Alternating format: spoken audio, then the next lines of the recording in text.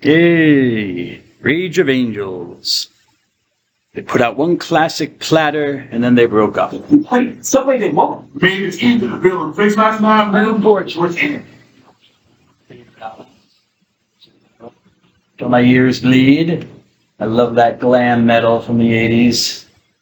Motley Crue. Rat. Anyways, getting back to biblical history. Oh, Mr. O'Neill, can I see you after class, please? Just for a moment, before I forget. Is there anything I want to say? Yeah, the quiz is still going, so make sure you do the quiz. 4 papers left, so you probably know who you are. Mr. O'Neill, Mr. Plange, Ms. Wenrick, of course. It's just the luck of the draw, Ms. Wenrick, sorry. Mr. Marita. But I will start, I think I'll start with this class with the discussion boards first. So you'll get the discussion boards done first before the other class. So at least I'll flip that on you. But I got 4, so after class I'll, stop at the library on my way home where I kind of work and get that done for you so you have your grades today. Sorry about taking so long.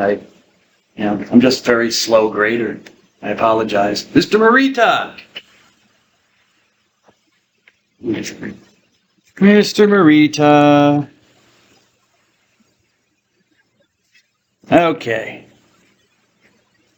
Continuing on with our overview of biblical history. Where did I stop? I talked about that. Oh, I haven't gotten there a little. Okay, yeah. Moses.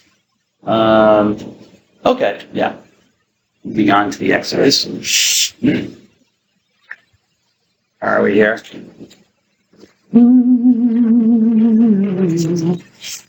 All right, so I talked about the patriarchs, Abraham or Abram, Isaac, his son, and his grandson Jacob, also known as Israel. And to make a long story short, eventually, if you believe the story in Genesis, the whole Jacob and the whole fam migrate down to Egypt. Okay, there's apparently a famine. Let's go back to my map here. I can show you. Oh, I guess I can use this map.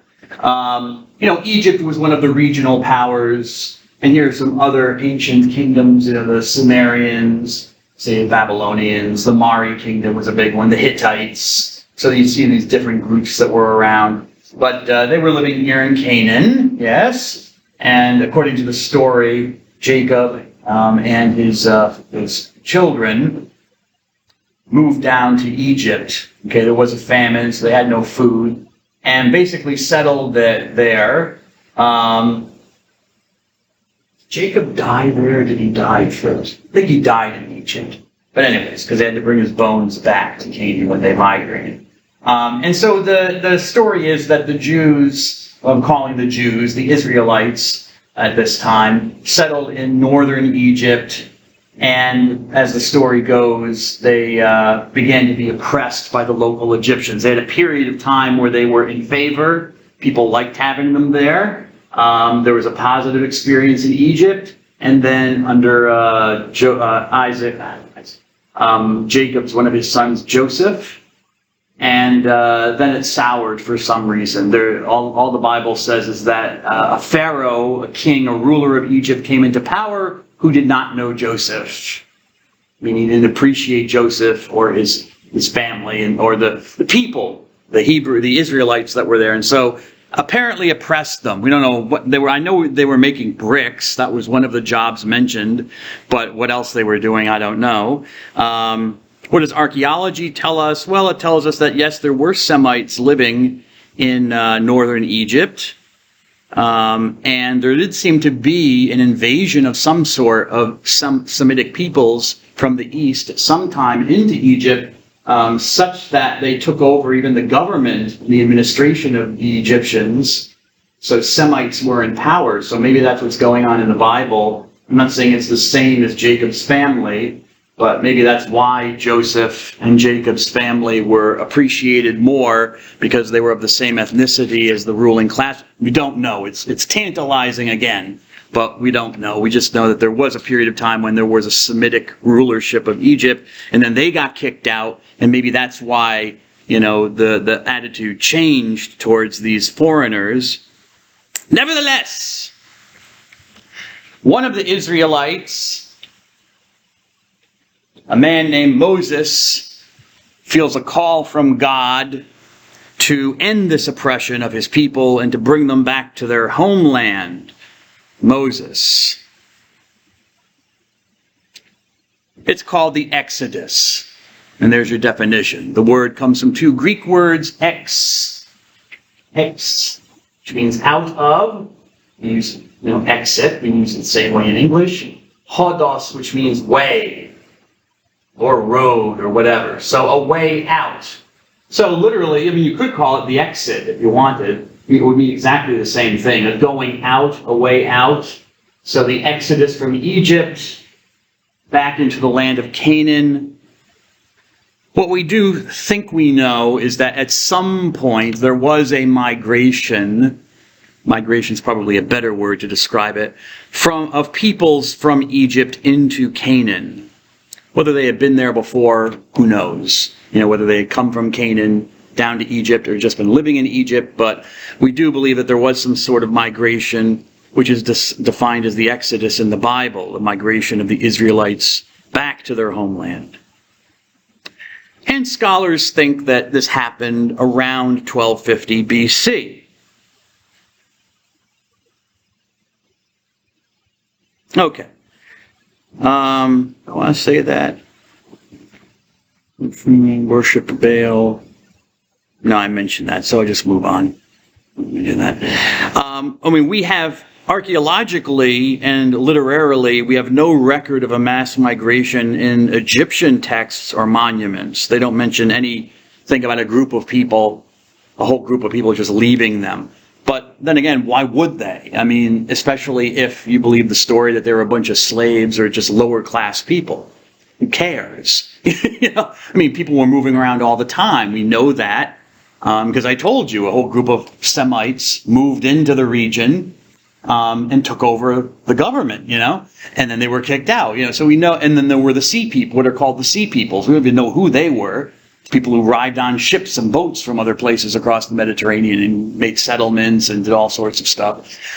So we know people were moving around. So, it doesn't shake my faith that, we don't have any Egyptian text from the time period saying, oh yeah, this guy Moses took a few tens of thousands of people across a desert and to their homeland. And we tried to stop them, but their God destroyed us, Read your Bible for more information, Ms. Bells. No, I'm not surprised that we don't have any monuments like that. Or why would they even record a mass migration? It's of no interest to many people, I think, that, these bunch of people that our foreigners moved away.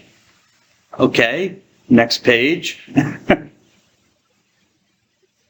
Maybe we'll find something, and that would be rather interesting because it would confirm the biblical story. Nevertheless, we don't have any actual evidence. We do, however, and maybe I put this on the PowerPoint. Maybe I decided not to. Let me see if I did or not. I guess I didn't. All right, so I won't mention it. It doesn't matter. If I put it on the PowerPoint, I would mention it. So our main source of information for this migration comes to us from the Bible, and specifically from the books of Exodus, Leviticus, Numbers, and I would not include Deuteronomy, but Deuteronomy is an added-on book from much later. Okay, but we can include Deuteronomy. We could also include the book of Joshua, the entering into the promised land, if we want to complete the story. Okay, so those books from the book of Exodus to the book of Joshua in the Bible is where most of our information comes from. But we have no record of it. We know that there was the existence of Israel, of a group called Israel around this time. Okay, so there was some group that was called Israel around this time. I didn't put it on the PowerPoint, but I'll go to the internet to show you.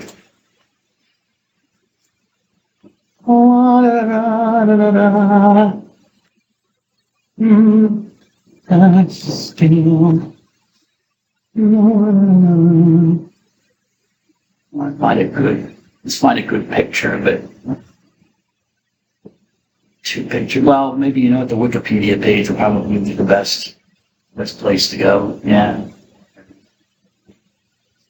It's easy. Okay, we do have this from Egypt, from one of the pharaohs. A pharaoh was just the ruler of the Egyptians. Pharaoh, the pharaoh, and he's called a king in the Hebrew writings. They call him Pharaoh. They don't even use his name. They say Pharaoh. He's the king of Egypt. And this is a stele from a pharaoh called Merneptah,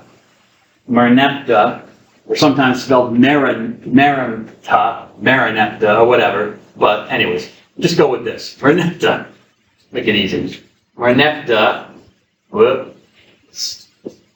And he was pharaoh around the 1200s, the late 1200s BC.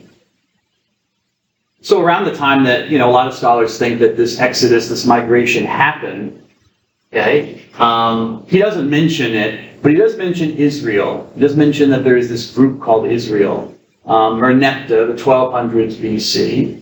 And this is a stele, which is basically a stone monument with writing on it, called a stele, sometimes pronounced stele, sometimes it's spelled stela with an A. You'll find it in a varieties of, I'm going to call it a stele, because that's what works for my mind. A stele, as I said, just a rock monument, a stone monument, placed somewhere with writing on it, and rulers would do this to mark their territory, tell stories about their great victories in battle and all the deeds that they did and good things that they did. And so Merneptah put up this stele in Egyptian hieroglyphics. And it's interesting for the Bible because it mentions Israel. It's the only mention of Israel in Egyptian records that we have. Okay? And here it is, this is what it looks like engraved. I mean, it's not great, you can't see it terrifically. But what's interesting is this last part, if you can see it, it's not terrific, but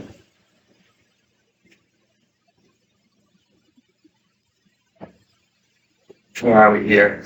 I think this is it. There's a stick, which means a foreign country, or not a foreign country. What does a stick mean? Whatever, stick with it.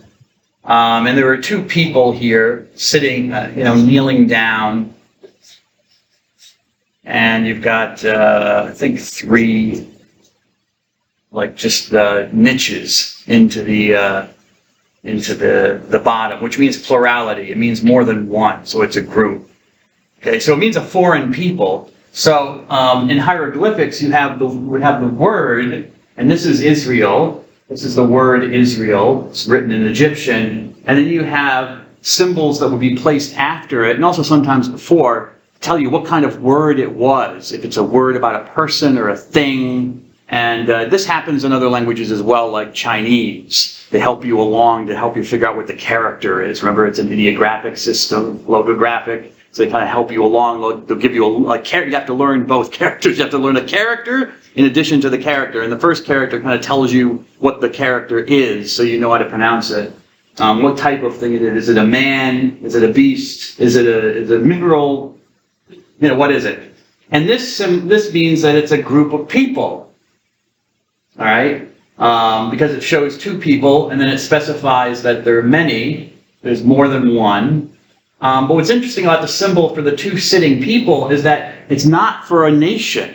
It's not for a country. It's not the symbol for a country. It's just for a people, like an ethnic group. Interesting. Because remember, they're Israelites now. They aren't, right, they're nomads, right? The Hebrews, the Apiru, are nomads. They're not a nation, technically. They're a group of people moving around places and settling in various places and then moving again. So, like Mr. Kazan's thumbs, moving at the speed of light. Yes. Anyways, so that's kind of interesting, that they're not specified as a particular country, a kingdom or something, because they will have a kingdom later. They will be a nation of people, but not at this point, apparently, in the 1200s. So that's interesting. That firms up with the biblical record. We have it. They were not a nation at the time. They were a group of kind of nomads, people wandering around.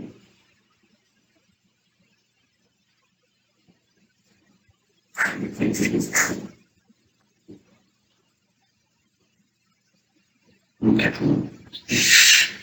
Anywho, this guy Moses appears. And Moses can be dated, I give his dates there, anywhere, between, inter means between, it's Latin, like international, between nations. Anywhere between the 1500s and the 1200s BC. And you might say, well, Dr. Dunn, doesn't it say the Exodus happened in the 1200s? Yeah, okay, that's the traditional date. But just go with it. We're dealing with ancient history here, with people we have almost no evidence for existing other than names and some sacred stories. And so we can only be really approximate. But so it could be as early as the 1500s that Moses existed, the 1200s if you want the traditional dating for the Exodus. And so if we accept the traditional date for the Exodus and when Moses lived, then he was alive during the time of the Pharaoh Ramses II.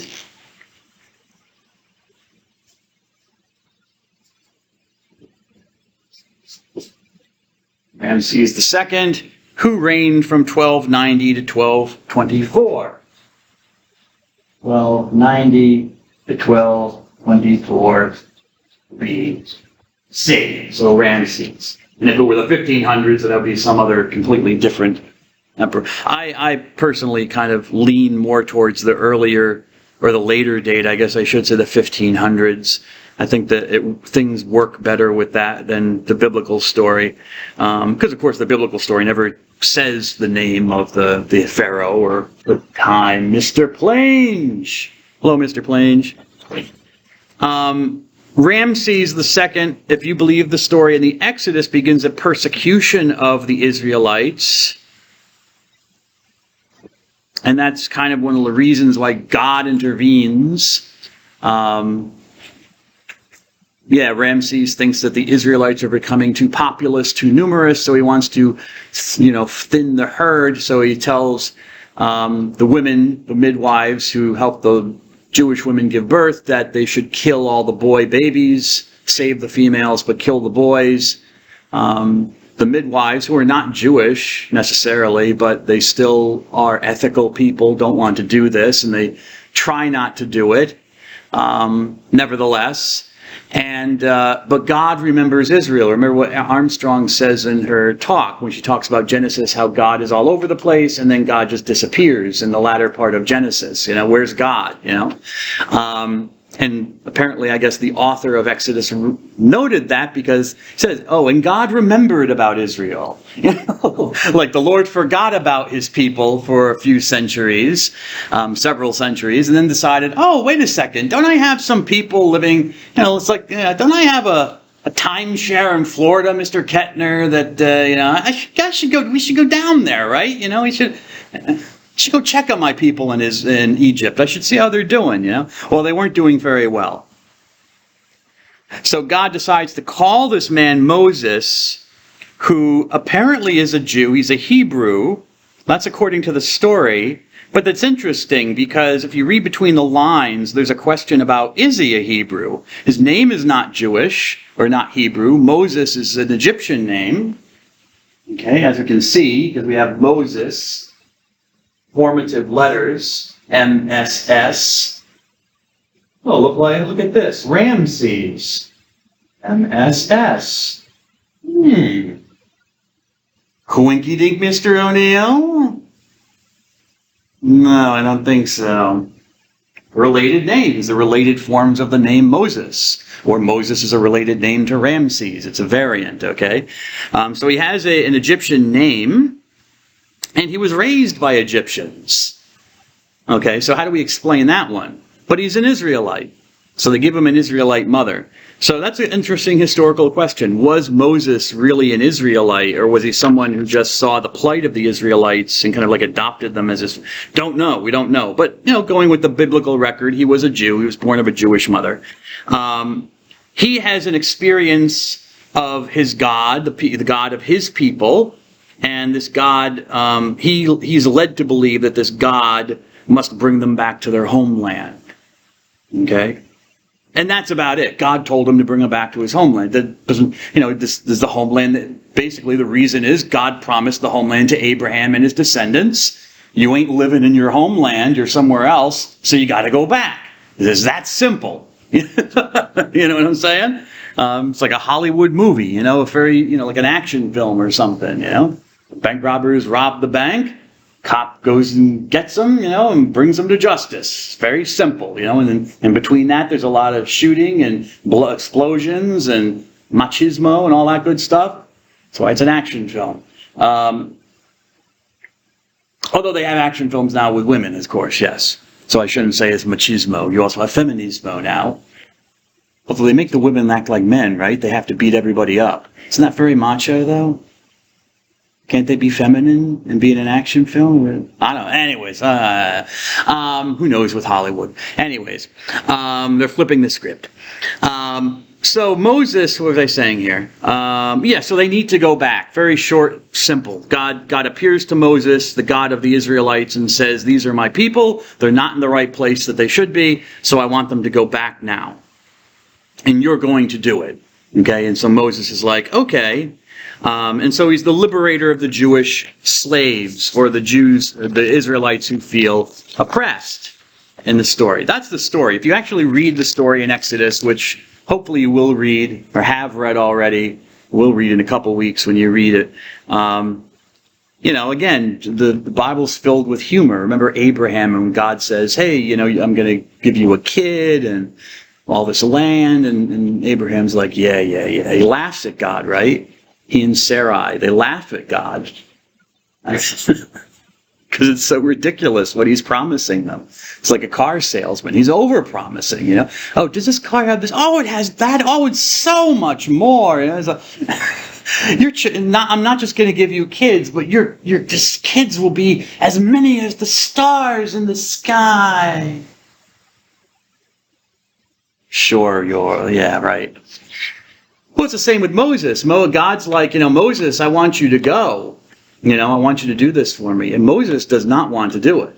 Moses keeps telling God no in the story. It's like, and he keeps coming up with reasons, Well, I don't know your name, God. You need to tell me your name. So God tells him kind of what his name is, a little bit. Okay, but God, I'm really not a good speaker. I don't speak very well, which is interesting. He had a disability. A lot of people think that Moses had a stuttering problem or some kind of speech impediment because he talks about in the Hebrew, that it's the exact. Because what's her name? Armstrong mentions that in her talk, right? She talks about that with Moses. I'm slow of speech, or I think is the way to describe it. Which, he had some kind of speech impediment, apparently. So God says, okay, that's fine. Notice, God doesn't heal him. He says, but your brother Aaron will speak for you. You tell Aaron what... I've never had so many people have to go to the bathroom in a semester. The time of the day. Oh, okay. But it's the same in the other class, right, Mr. Morita? It's like, it's weird, I'm just, anyways. Whatchamacallit? No, he'll give, you tell Aaron what I want you to say, and then Aaron will speak for you. So God, cleans up that mess, And Moses is just like, basically comes down to saying to the Lord, I just don't want to do this. And then the book of Exodus, or the writer says, the Lord became angry with Moses. I love that stuff. It's just short and sweet. It's like, basically, God just gets pissed off with Moses. And he's like, Moses, you're doing this. Okay? Whether you want to or not, you're going to do this. And Moses finally has to acquiesce and say, okay, I'll do it. Because he has no choice. God leaves him no choice. I've chosen you. You're doing it. So Moses traipses off to the Pharaoh, to the ruler of the Egyptians, and says, our God wants you to let us go, wants me to lead. Well, first he says that, we want to go out into the desert so we can offer a sacrifice to our God, because that's our wink spouse, Yeah. It's kind of like, that's his first explanation to Pharaoh about why they're going. But the fact that they're not going to come back ever again, well, he doesn't reveal that to Pharaoh originally, but eventually he does. It becomes apparent to the ruler of the Egyptians that they're all leaving because they're taking all their stuff. You know? They're leaving. So Pharaoh is not fooled and doesn't want to let them go. Pharaoh's response is basically, slave, go back to work. That's what he says to him. What are you? I don't know who your name. I don't know who you are. Go back to work. And Moses, was like, no. He comes back. My God told me to come back and tell you this. And if you don't, my God will start to punish you and your people. And that's where we get into the plagues, these various natural disasters that happen to the Egyptians, but don't happen to the Israelites. God spares them. They're protected. But the Egyptians have all sorts of nasty things happen to them until finally Pharaoh is forced to let the Israelites go. At first, Pharaoh's not impressed. Because this is a foreign god. This is the god of the slaves. He doesn't care. We're the Egyptians. We're powerful. Our gods are powerful. More powerful than their one god. We have tons of gods. And we're an empire. These are a bunch of slaves. These are a bunch of brick makers. And their children, So he's not impressed by the Jewish God at all. That Moses would threaten him that our God is going to do something to you. And when the plagues start happening, or Moses works certain miracles in the presence of Pharaoh to prove to him he has a power and spiritual power. The Pharaoh's magicians are able to do those miracles as well. Interestingly enough.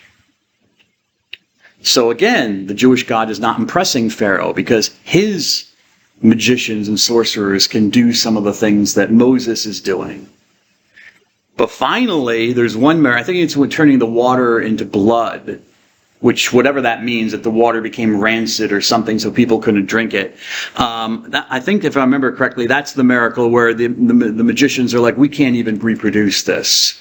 This is beyond us. And they say, this is the finger of God.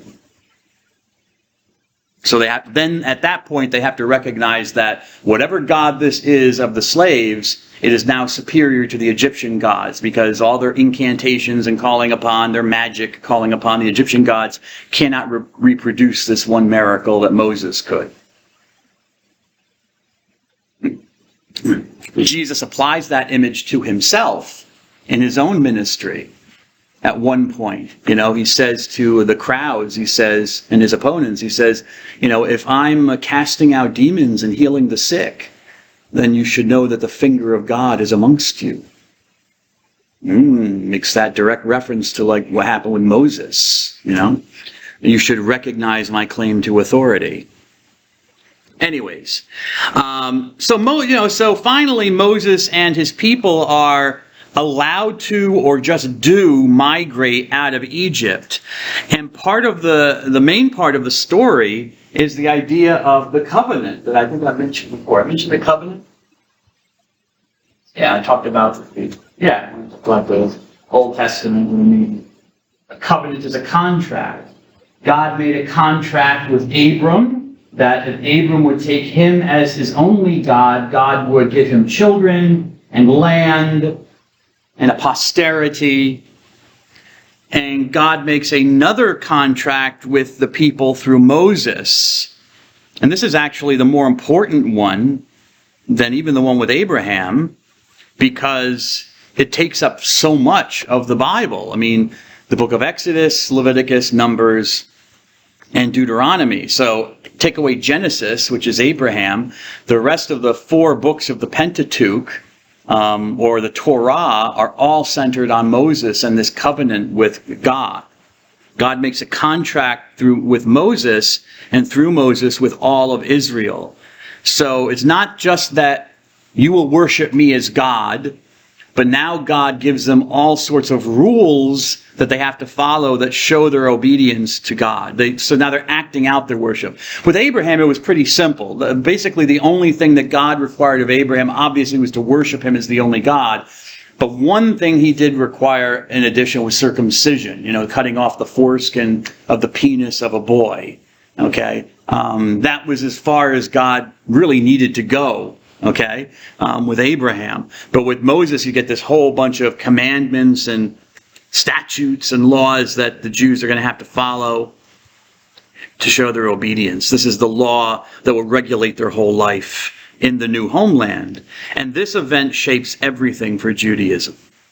Okay? And even this idea of the covenant, if you look at the scriptures, biblical scholars think that the idea of the covenant really begins with Moses and is projected back on to like Abraham. That really it's with Moses that circumcision becomes a law of God. And then they kind of like, oops, Abraham didn't do that. So they kind of write it back into like, they have God appear and say, oh, by the way, Abraham, you got to cut off your son's penis. Well, no, okay, no.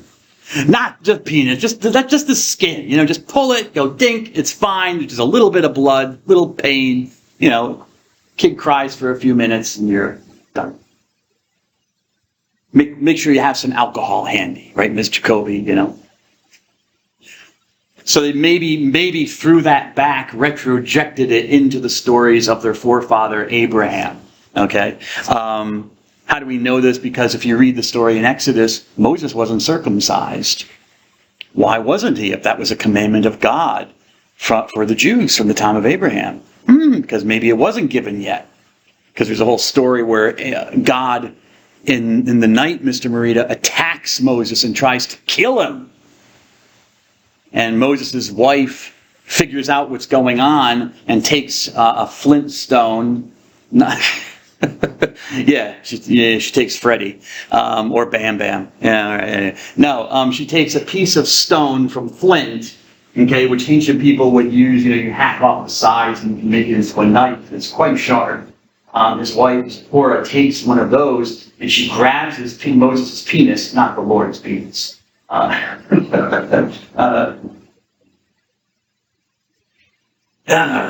She grabs Moses' penis and cuts the foreskin off. And then she touches the foreskin, or she touches the knife, bloody knife. Well, she touches one of them and says you're a brother of blood to me. And scholars don't know what that actually means by that. But it has to do something with the fact that Moses was not circumcised, and so he was violating God's law. So before he can actually act as God's prophet and lawgiver and stuff like that, he has to be all right with the Lord. He has to be circumcised, following God's law. So God shows up and is pissed off. God sees, I don't know what the hell God's doing with a man's penis. It's not like they're in the shower or something. But it's like, not circumcised Moses, come here, yeah. So Zipporah circumcises him on the spot.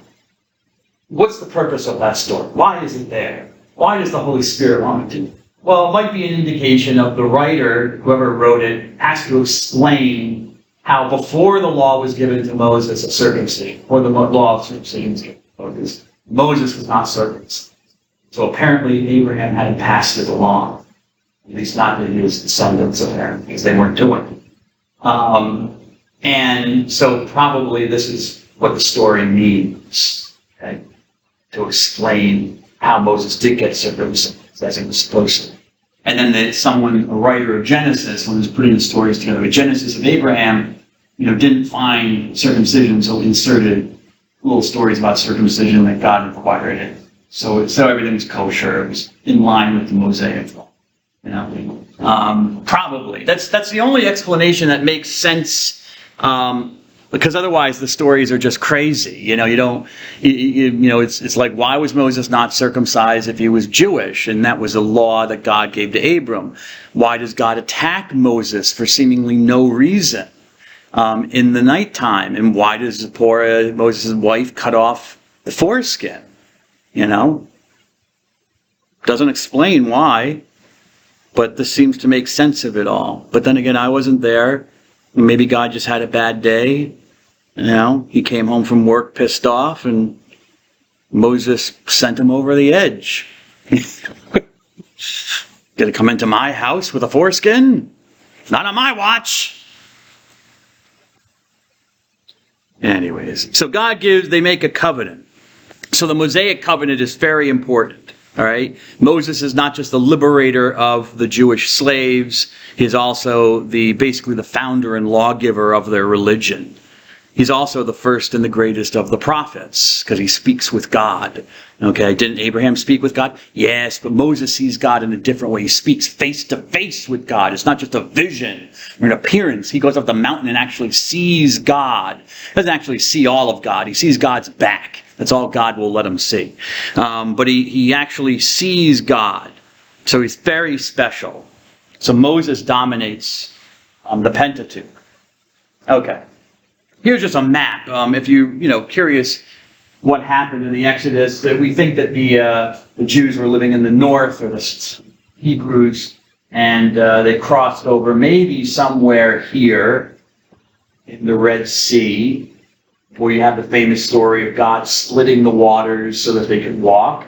Okay, how that happened, I don't know. I wasn't there. I'm not going to dispute the story. There are some explanations of how it could have happened. But nevertheless, then they come to the Sinai, this peninsula, which is just desert and mountains. It's very pretty if you can see pictures of it, but it's desert, wilderness, and mountains. And the Jews kind of wander around. They say wander, but really they travel. I think that's some wandering, but this is a traditional route I'm giving you. Okay? And then they come to this point, basically, and they stop for 40 years. So not continually wandering around, like in circles. They come and then they stop. Why do they stop? Because once they reach the promised land, which is this area, Canaan,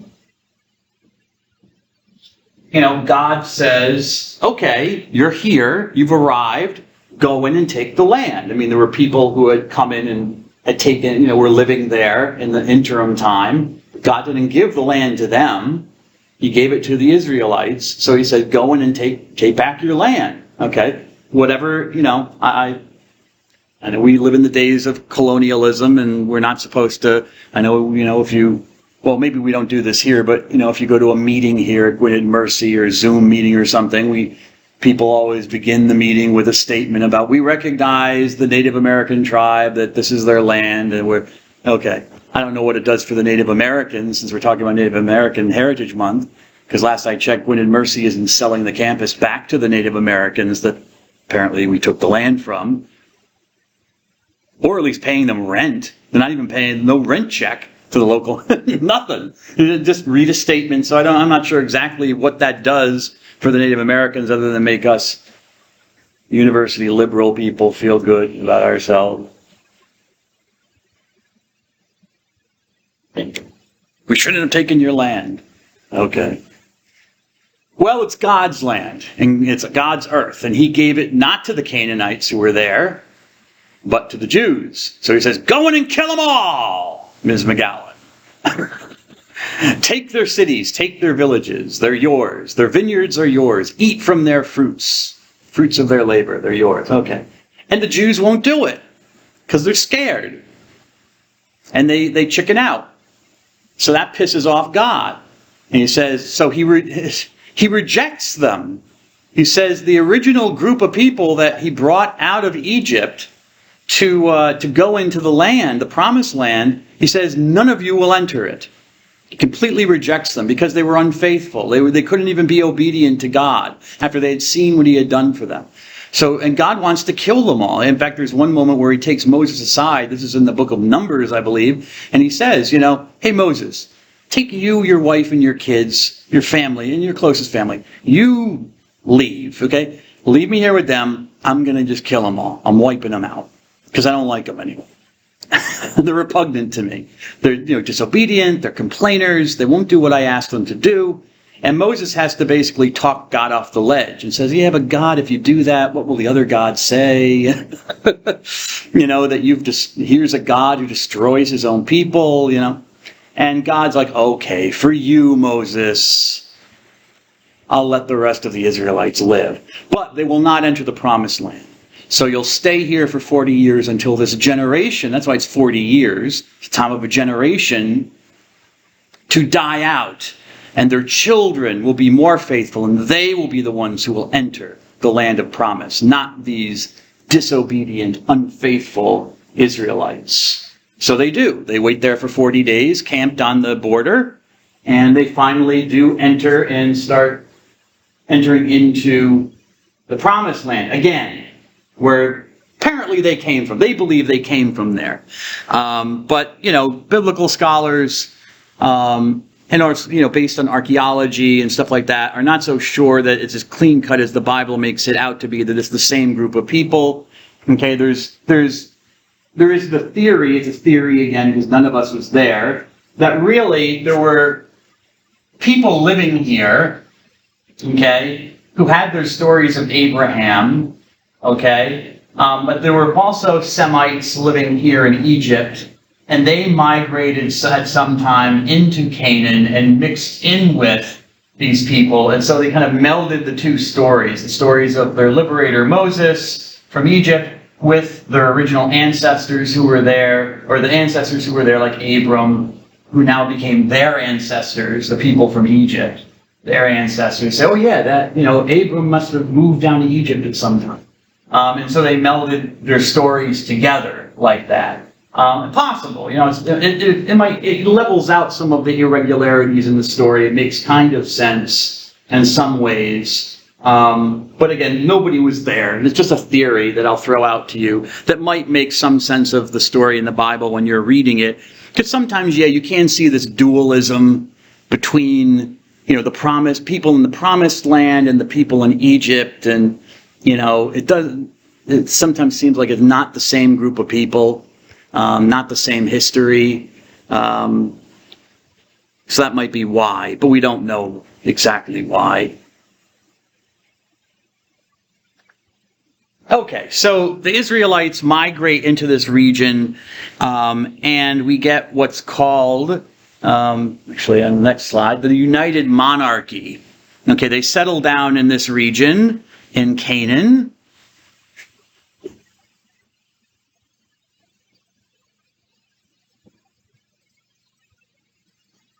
Oh, another reason I should say about why we think there's this melding of two groups, because, you have you see this in the Bible, you see kind of a melding or a combination of the Canaanite gods and the Mosaic God, because Moses is a monotheist. Moses comes bringing this belief in this one God only. He also brings circumcision, which what we know is a practice amongst the Egyptians, which is interesting. But, he brings this belief that there's only one God that the Israelites have a covenant with. Whereas when you read the stories, older stories about Abraham and Isaac and even Jacob, Israel, they do worship one God, Yahweh, but they do recognize the existence of other local Canaanite gods, whom they don't really worship. They don't have a relationship with. And some of the terminology of the Canaanite gods is applied to Yahweh, to the God of the Jews. So scholars see that as further evidence of this kind of mixing of the two cultures. Okay, what changes is with Moses, you have this very distinct emphasis on only worshiping the one God that the Jews accept. Again, which this belief might be projected back into the stories of Abraham. Okay. Nevertheless, we have the Israelites. They do settle in this land, or some of them were already there, and eventually they form a government. They do become a nation, which is called the United Monarchy. They choose a king, and this scholars usually date to around the 11th century BC, 1040 BC. A monarchy, which is one ruler, monos means one, and arche means to rule, or foundation means other things, but rule is what we want here. So they develop a kingdom. The first king that we know of is a man called Saul ben Kish, Saul son of Kish, who reigned from the late 11th century BC. And his story is told in the two books of Samuel, first book of Samuel, and is it 2 Samuel? I forget if he dies. I'm sorry, I don't have the memory of a Baptist preacher, but I wish I did. I think he dies.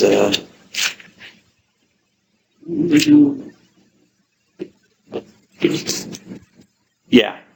Yeah, he dies. So Saul's reign is reported in the first book of Samuel. Okay, if you're curious about that, and it's not a good one. It's the kingdom is seen as an anomaly amongst the Jews. There are both negative views of it given in the book of Samuel, the first book, and positive views. Interestingly enough, so whoever edited the book together includes both types of opinions. There are some that saw Saul in a very positive light, that it was a good thing to have a monarchy, and there were others that saw it as just another form of oppression, that only God should be our king, and we should just do our own business, privately. But the kings oppress us. So there's a negative view of the foundation of the monarchy. And Saul, in that kind of that's shown in the accounts of Saul, because Saul seems to be a good man, but he's not that great of a king, and he's eventually God doesn't like him, so God eventually rejects him. So Saul dies, and his son Ishbaal becomes king. Right, succeeds him. Interesting name because it means. Ish means man, Baal means Lord or master, so the man is my master, or Baal is my master. Baal would be one of the local Canaanite gods, interestingly enough, so he used the name of this pagan god for his son. Thought he was a Jew. I thought he worshipped Yahweh. So you see that confusion in the names even. So his son Ishbaal succeeds Saul, but there's a civil war with this young dude named David, who is an assistant to Saul, serves in his retinue, and he has supporters who want him to be king, actually, to succeed Saul. So, peace and tranquility don't even survive after the first king. You have a civil war erupting as soon as Saul's dead. Ishbaal gets killed, he's assassinated, and then we have David. And so David is the main guy, the King David who takes over, who is acclaimed by the people to charge $5 every time I become a millionaire. That's a good money-making scheme, don't you think, Mr. Kettner? I wouldn't get away with it. Going to the bathroom is kind of like a human right, Anyways, and so David is dated to around 1000 BC when he reigns, and he is a major figure, okay, which is why his name is in bold type and it's big, okay. So David becomes a major figure for the Jewish people. He is of the tribe of Judah. He's of the tribe of Judah. He makes Jerusalem the capital. He's the one who makes Jerusalem the capital of the kingdom. Okay, Jerusalem is here, right? Before that, the capital had kind of moved around. It basically was wherever the king was residing at the time. But he conquers this city, which was not Jewish, it was Canaanite. He takes it over and he establishes his palace there. No temple yet. He wanted to build a temple. He also fought wars against the surrounding enemies who were threatening the Israelites. And as I said, there was no temple, but he decided he wanted a place of worship for God in the city, which was an innovation because, again, if you read the Bible up until that time, the Israelites pretty much worshipped God on any hill or mountain. Okay, those were the sacred places. I guess you want to be as close to heaven as possible.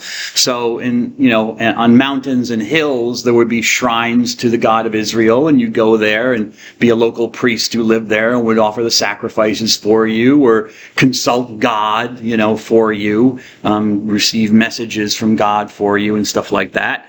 That's mentioned in the Bible, but it's negativized. They don't like it. And the later position is that David's temple is the only place to worship God, and so as they tell the story, any mention of these high places is now made as a negative thing. It wasn't a good thing, okay? But that was really probably the traditional form of worship for the ancient Israelites. It was totally normal to them because they didn't have a temple, They didn't That comes later, and it's apparently it's David who's the force behind that. He wants to build a singular place of worship for their God in the capital city. He doesn't, though. He dies, and it's his son who will come, Solomon, who will actually begin the construction of the temple.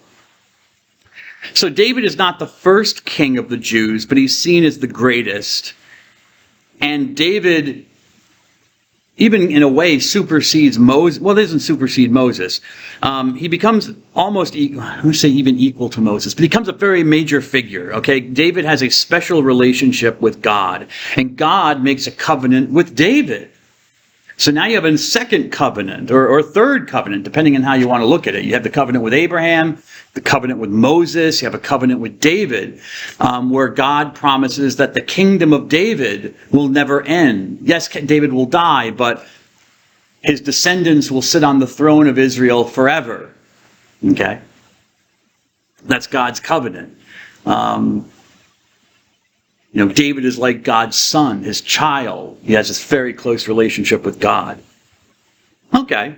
So David dies, and he has succeeded. And, there's even a little bit of a problem in David. Well, anyway, I won't get into that. There's another little civil war while David, with his son. His son tries to overthrow him. But anyways, if you're interested, you can read more about that. In the second book of Samuel, Solomon comes to power after his father David dies. And he reigns in the 900s, 970 to 931. He's the one who builds the Jerusalem temple to worship their God. He extends the borders of the kingdom. So the kingdom of David and Solomon. So, David's kingdom and Solomon's is in the purple. So this is the Solomon's kingdom. Borders are extended all this way, like modern day Israel. They're going up into Syria and Lebanon. And then David's kingdom was the same, except this part. This was added by Solomon. So we add this region. Okay. So he adds to the kingdom. Solomon was known for being a wise king. Again, there's a positive view of Solomon and a negative view of Solomon. If you read the first book of Kings, if you want to know about Solomon. And also, there's a second Samuel as well. Spills over, doesn't it?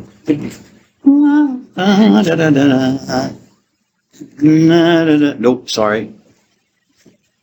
No, you're right. The first book of Kings. The first book of Kings has Solomon's reign. And again, as I said, there's a positive view of Solomon and a negative view that's been combined by a later editor. In one view, Solomon is a very wise king. Has a good relationship with God. On another view, Solomon is an impious king. He has a lot of wives, and many of them are foreigners, and they bring their worship of their own local gods with them. So that corrupts, from the later point of view of the later Jewish writers, that corrupts the purity of Jewish religion, because they're bringing in worship of false gods. And so they lead the hearts of the Jews, the Israelites, away from worship of the true God. Again, if you watch movies and stuff, especially about Jesus, and they show Jesus in the temple, they show a very, pure place. It's the temple of the one God and stuff like that. In these early days, probably not. When the temple was built by Solomon, yes, it was dedicated to the main God of the Jews, but again, monotheism still had to develop and take root amongst the people.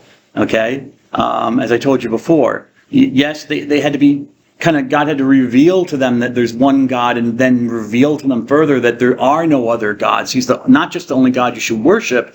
He's the only God you should worship because he's the only one. That wasn't necessarily apparent to the early Israelites. They worshiped Yahweh, the one God, as their one God.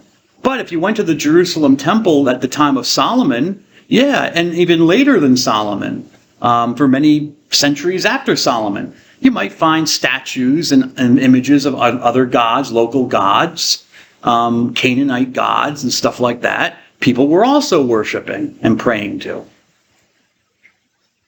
How do we know this? Well, because if you read the second book of Kings, one of the later kings, Josiah, clears out all these idols out of the temple. He destroys them, and he goes through all of Israel, the kingdom of Israel, destroying all these little temples to all these other gods that were in addition to the Jewish, being worshipped in addition to the Jewish God. So the question is, well, why were they there to begin with? Why were they allowed to exist if there's only one God that the Jews are supposed to be worshiping? Isn't that what that's the first commandment, right? That God gave to Moses. I am the Lord thy God. Thou shalt have no gods except me. Commandment number 1. Just like with circumcision. Didn't they know this? This is the law of God. No, worship me and no other gods. Make no images of other gods. Don't bow before them. But the Jews were doing that for a long, long time. But Josiah has like a come to Jesus moment, even though Jesus wasn't there yet. But I'm talking about. He has this kind of revelation, that, actually what happens is they find a copy of the law of Moses in the temple, somewhere in the temple. And someone stumbles across it and they read it and they're like, holy matzo ball. These are all these rules that our God gave us, and we haven't been following. We haven't been doing any of these, We haven't been celebrating the Passover. We haven't been circumcising. We've been worshiping other gods in addition to... And the person shows it to the king, Josiah, this guy Josiah, and he freaks out. He's like, because God must be furious with us. What's he going to do to us? So to appease God's anger, he cleans out all the idols that they had in the temple, and they celebrate the Passover like they're supposed to, and oh, yes. See, people think they know the Bible, but they don't, because they don't read it. They don't read it. Or if they read it like maybe, their pastor wants them to read it or something. And so they level off all the wrinkles, the high places and the low places, the stuff that doesn't make sense has to make sense. So in my mind, the Jews were always Jews. They always believed X, Y, and Z. There was no historical development at one, But if you think about that, if that was the case, what the hell did God have to do with them then? Where's the place for revelation? Where's the place for God to teach them and enter into a relationship and show them really who he is? Okay? He's dealing with a bunch of polytheists. They believe in many gods and spirits. So dumping on them that he's one God only and also 3 persons, Mr. One God, Father, Son, and Holy Spirit, might not be the best didactic method, Miss Jacoby. You gotta ease little kids into things. You teach them their numbers first, and then a few years later, you start getting them into fractions and long division and, infinite numbers,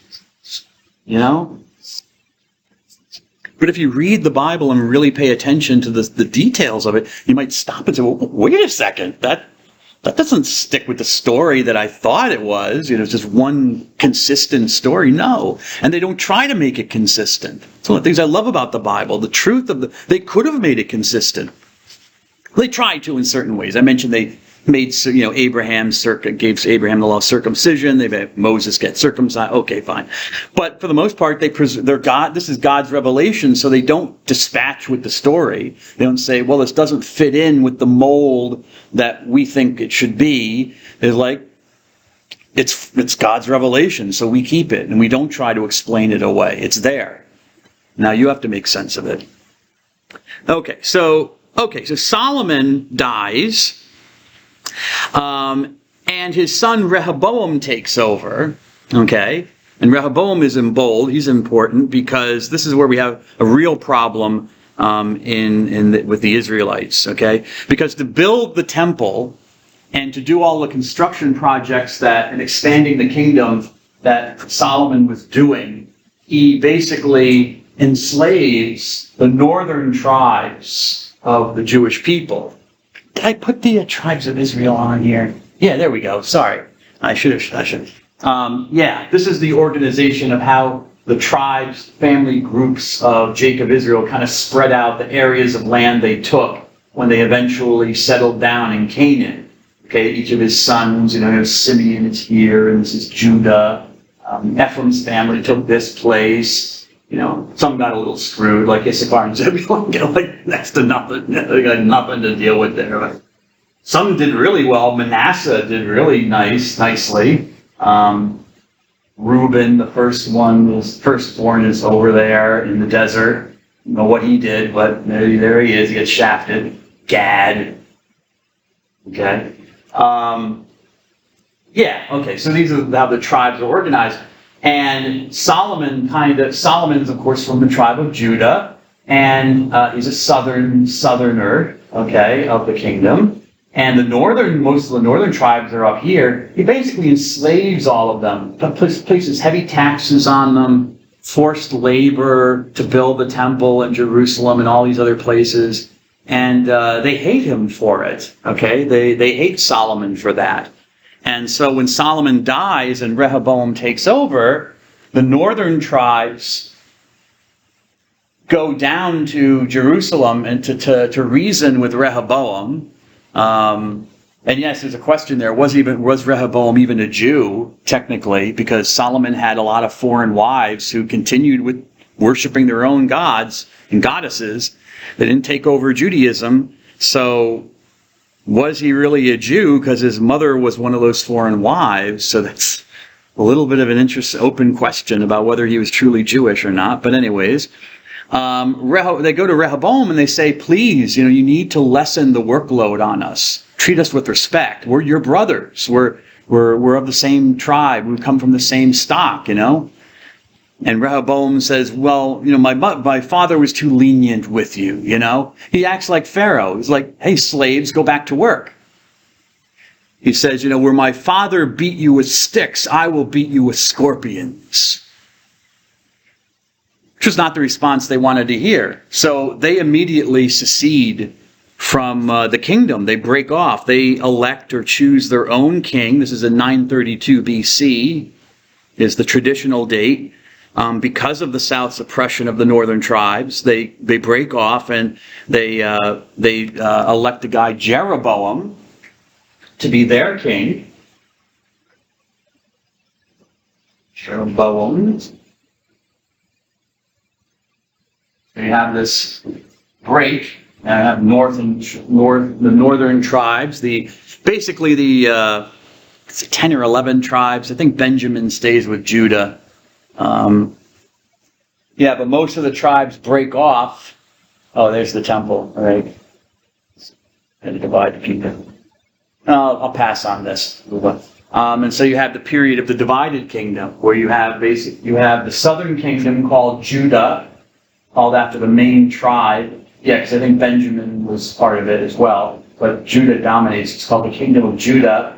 And this could be confusing because the northern tribe is called the kingdom of Israel.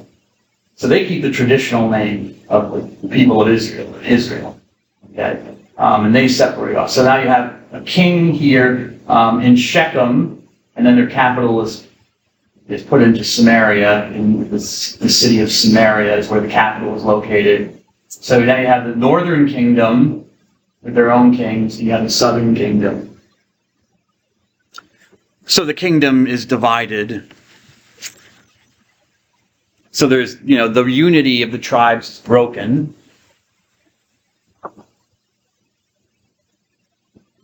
And, this situation goes on for a number of centuries. And this is, I wanted to show you, if you want to look at 2 Kings chapter 3, or if you want to look at 1 Kings chapter 16.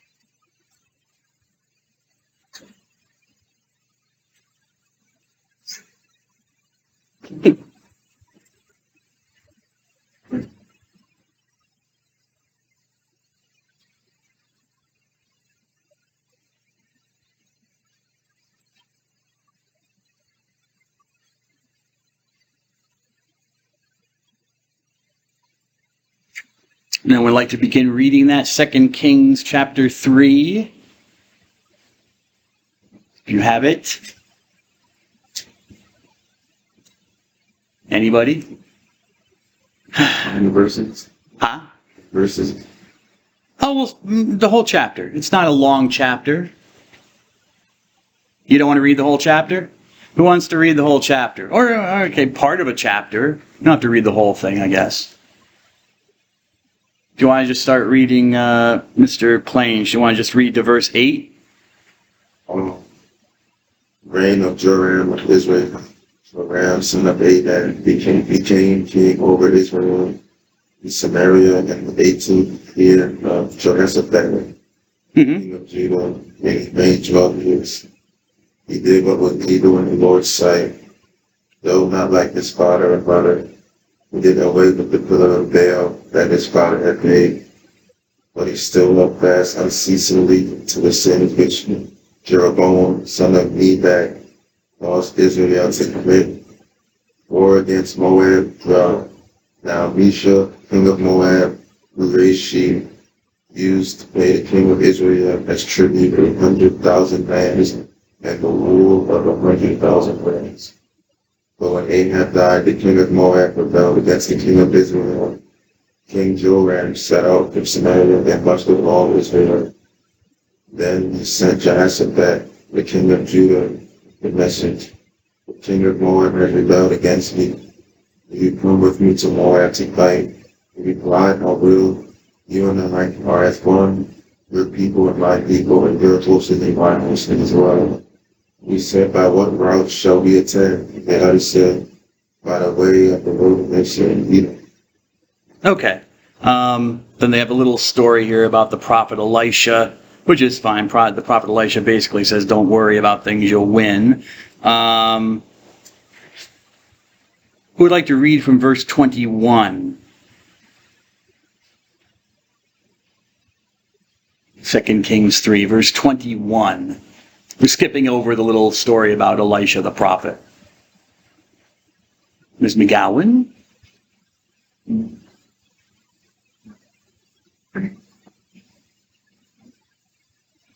That's them.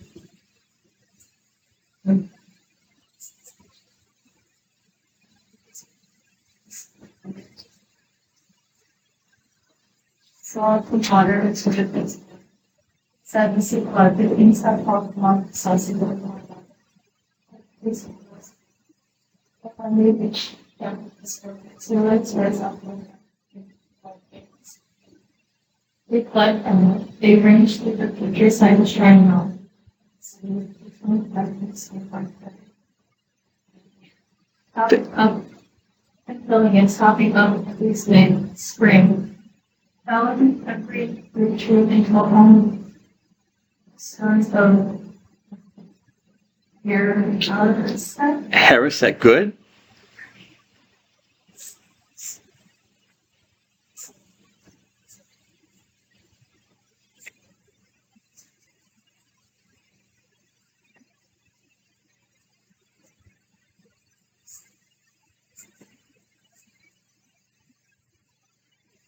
Ooh, that's nasty.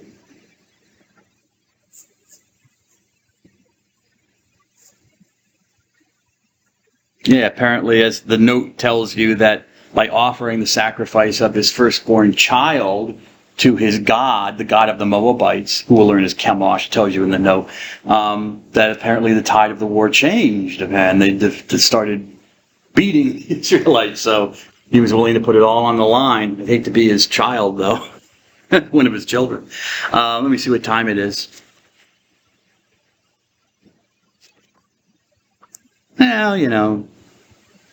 Why did my alarm go off? Because we're over at 1:45. I'm sorry, because my alarm should have... No, 1:40. Okay. Yeah. So anyways. All right. So that's, what I wanted to read from 2 Kings. Can look at 1 Kings next week. And then we'll talk about this, the Mesha steel. Spoiler alert, it's about Mesha that we just heard mentioned in the Bible. So You know, we got some archaeological evidence backing up parts of this story, or at least, you know, supplementing, I should say, parts of this story. So we'll read that on Tuesday. So God bless you all. Have a good day.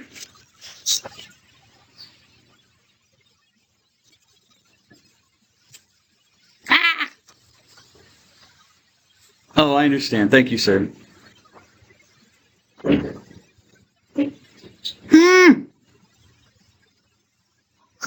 Have a good day, miss.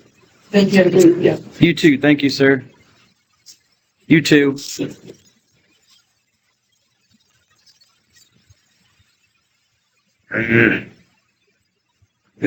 give me 1 second, sir. Have a good day, sir. Miss. You're fine, Ms. Wenrick. Have a good day, Ms. Wenrick.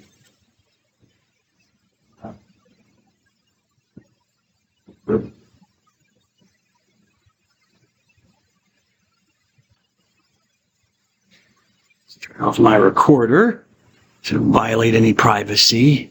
Oh no, I'm coming after you.